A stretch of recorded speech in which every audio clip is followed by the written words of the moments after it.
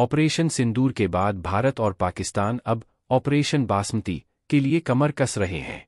आने वाले हफ्तों में दोनों पड़ोसियों के बीच इस दिशा में बासमती धान के लिए कड़ी और बहुत ज्यादा प्रतिस्पर्धा देखने को मिल सकती है। इंडस्ट्री के कुछ लोग इसे बासमती वॉर तक करार दे रहे हैं। भारत के दो राज्य हरियाणा और पंजाब बासमती चावल के निर्यात के लिहाज से काफी अहम हैं। दोनों राज्यों की भूमि इस किस्म की खेती के लिए बेहद फायदेमंद करार दी जाती है। हर साल लाखों टन निर्यात। अखबार द ट्रिब्यून की रिपोर्ट के अनुसार हरियाणा और पंजाब दोनों राज्य मिलकर भारत के बासमती निर्यात में करीब 80% का योगदान देते हैं। इसमें हरियाणा का योगदान करीब 40% है। इस योगदान का एक बड़ा हिस्सा जीटी रोड बेल्ट से आता है। यहाँ करीब 100 एक्सपोर्ट्स हर साल निर्यात से 18,000 से 20,000 करोड़ रुपए की विदेशी मुद्रा कमाते हैं। चावल निर्यात में इन एक्सपोर्ट्स की एक बड़ी भूमिका है।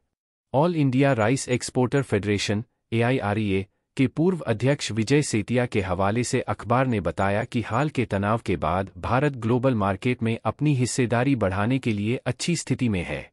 उनका कहना था कि भारत और पाकिस्तान खाड़ी देशों जैसे Iran, Iraq, Oman, Bahrain, UAE और कुवैत के साथ साथ यूरोप और अमेरिका को बासमती के मुख्य सप्लायर हैं।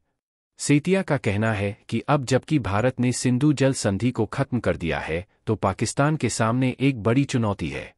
बासमती और गैर बासमती चावल जैसी पानी की ज्यादा खपत वाली फसलें पाकिस्तान में बुरी तरह प्रभावित हो सकती हैं।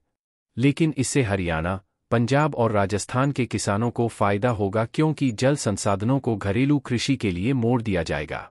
सेतिया ने हालांकि घरेलू रुकावटों को लेकर भी आगाह किया है, जो नीतिगत हैं।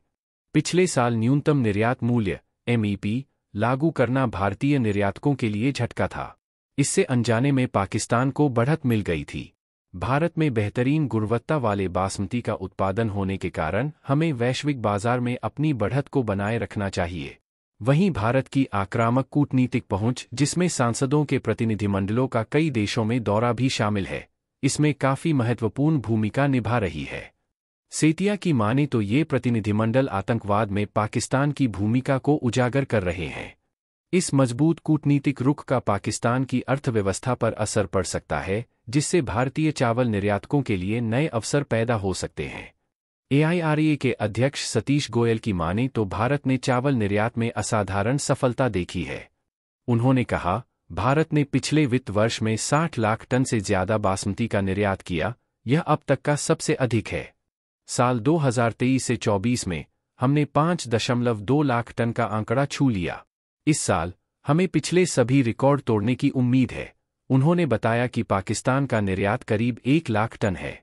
माना जा रहा है कि हरियाणा, जो अपनी हाई क्वालिटी वाली उपज और मजबूत सप्लाई चेन के लिए जाना जाता है, इसमें महत्वपूर्ण योगदानकर्ता बना रहेगा। हरियाणा चावल निर्यातक संघ के अध्यक्ष का कहना है कि जल संधि के खत्म होने से पाकिस्तान के चावल उत्पादन में कमी आने की आशंका है। इसका सीधा असर उनके निर्यात पर पड़ेगा। इससे भारतीय निर्यातक, खास तौर पर हरियाणा के निर्यातकों को रणनीतिक बढ़त मिलेगी। Bureau report, market times TV।